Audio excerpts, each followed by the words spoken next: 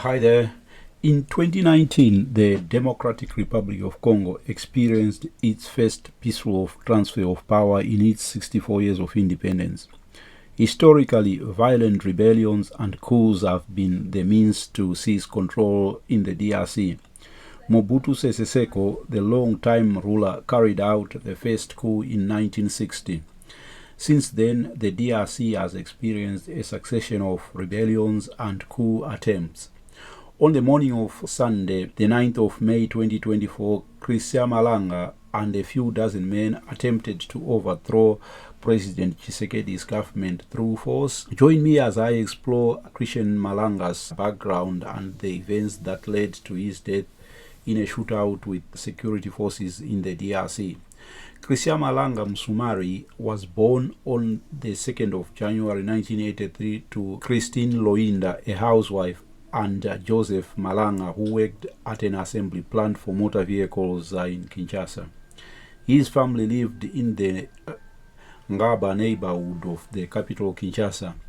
In 1993, Joe Malanga and his family relocated to Swaziland, now known as Eswatini, as political refugees.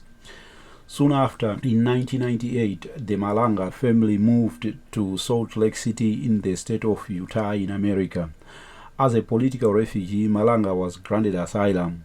He attended high school in Salt Lake City and later joined the Reserve Officer Training Corps of the United States Air Force and qualified as a pilot. In 2002, Malanga had a son named Marcel with a local Utah woman named as Brittany Sawyer.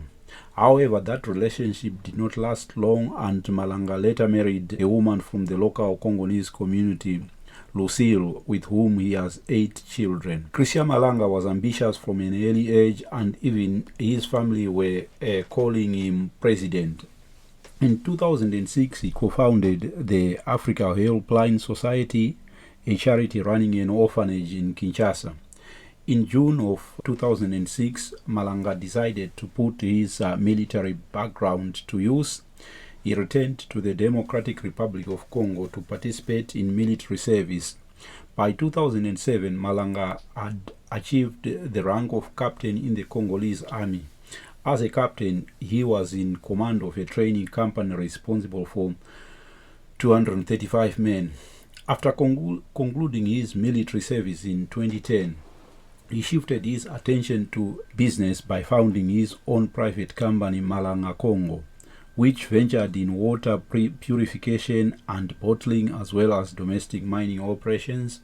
Malanga signaled his entry into Congolese politics by forming the Congolese Liberation Movement.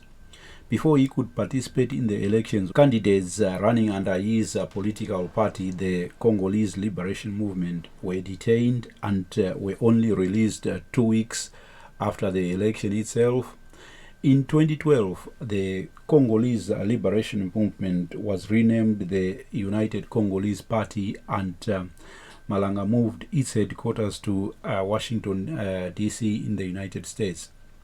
The United Congolese Party is sometimes known as the New Zaire Movement, and it projects an image of the Zaire of former dictator Mobutu Sese Seko as its inspiration. It uses the old Zairean flag, and Christian Malanga has appeared with Mobutu's former generals and regard one of the party's objectives as a return to the glory days of the Mobutu years. Christian Malanga established the new Zaire government in exile and declared himself as president. On the social media platform X, there are unverified claims of Malanga's first coup attempt. It is alleged that in 2017 he was paid $50,000 in American dollars, and the contract was to take out former President Kabila. I have to admit that I do not have the skills nor the resources to investigate the claims. It is claimed that one of the governors at that point in time paid for the contract. Malanga at that point in time did not go ahead with the plan. Military intelligence in DRC discovered the plot. In June of 2019, Malanga put his political connections in Eswatini to good use. He registered a company, Global Solutions, specializing in everything from mining and agriculture to security, intelligence, and training. However, Global Solutions was simply a front for Malanga to hide his real activities in Eswatini. Prince Sikalo, who is first in line to succeed the Swazi throne, helped Global Solutions to obtain government contracts. Malanga had access to top officers with the Eswatini's military establishment as well as the police force. Malanga even served on the board of Prince Sikalo's foundation, which was dedicated to alleviating the plight of the poor and needy. In 2021, protests broke out in Eswatini against King Mswati's absolute rule in the kingdom. Christian Malanga and his men assisted the police and soldiers in suppressing the protests. In return, Malanga was promised help in his future exploits in the DRC. As far back as 2016, Christian Malanga was uploading video clips of his men undergoing commando-style training in locations in a European country identified by Malanga himself as the former Soviet Republic of Georgia.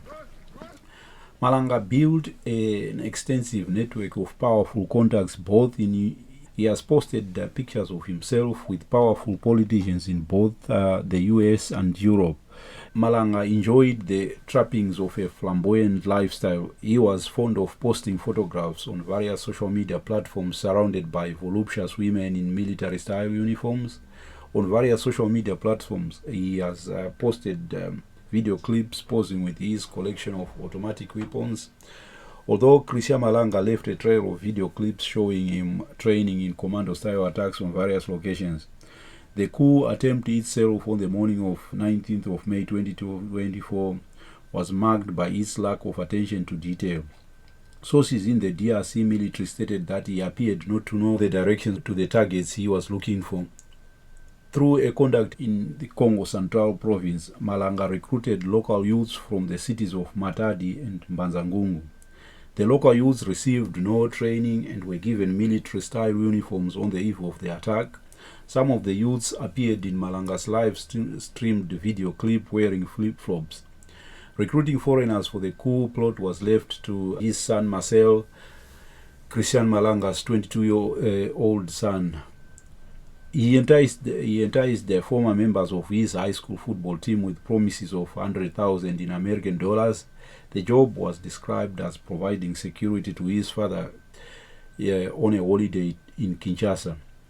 Tyler Thompson and Benjamin Zaman Pauline took the offer and they accompanied Malanga to Kinshasa. Marcel Malanga, just like his father, enjoyed the limelight. He has posted several video clips on social media platforms where he is flashing wads of American dollar bills. He has also carried out deals in minerals, especially in the Katanga province.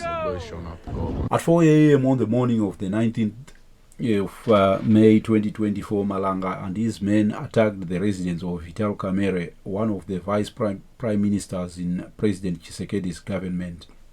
Kamerhe was at that point in time at home, asleep. A shootout ensued in which 2 policemen were killed, after which the attackers were forced to retreat after reinforcements arrived from the Congolese military. Christian Malanga and his men later attacked President Tshisekedi's offices located in the Gombe district of Kinshasa. The offices are popularly known by their French name Palais des Nations, meaning Palace of the People. While the attack was in progress, Christian Malanga was live streaming the whole episode on his Facebook account. His son Marcel Malanga is standing to his right. In the clip, he can be heard declaring in Lingala, "My fellow countrymen, we are tired. We can't go on like this. Kamerhe and Tshisekedi must resign." At some point, soldiers from the Republican Guard arrived at the scene. The Republican Guard is an autonomous unit composed of special force soldiers tasked with protecting the DRC president and strategic locations around Kinshasa. It is directly answerable to President Tshisekedi. Christian Malanga was captured alive. It is not clear how he met his death. General Sylvain Ekenge, spokesperson for the RDC, the regular Congolese military, later released a statement. He stated that Malanga was killed while resisting arrest. After the botched coup, Marcel Malanga and his friend Benjamin Zalman Pauline were captured at a marina on the Congo River. They were attempting to cross the river and flee to the safety of the nearby city of Brazzaville. The speedboat they intended to use as a getaway vehicle apparently jammed. They hid in the swamps and were flushed out of their hideout by a detachment of soldiers from the Republican Guard. The immediate fallout from the failed coup was the arrest of Jean-Jacques Wondo, an expert in the defense and security matters who was advisor to the head of the Congolese intelligence services, known by its French acronym as ANR, Daniel Lusadisu Kiyambi. Wondo's vehicle was used by the coup plotters in their attack on the president's office and has established the link with Wondo to the coup plotters. Daniel Lusadisu Kiyambi, head of the Congolese intelligence services, was immediately fired by President Tshisekedi and replaced by Justin Kakia. On the 7th of July 2024, alleged coup plotters were brought before a court-martial at the Ndolo prison and charged with attempt to overthrow the government, terrorism, and illegal possession of arms and ammunition. If convicted, the coup plotters could face the death penalty. Meanwhile, in Eswatini, government officials denied any links to Christian Malanga. However, the leader of the official opposition, Mulungisi Makanya, demanded an international investigation by the African Union on the role played by the Eswatini government in the coup plot. Thank you for taking time to follow this piece, and don't forget to subscribe. Thank you. Bye.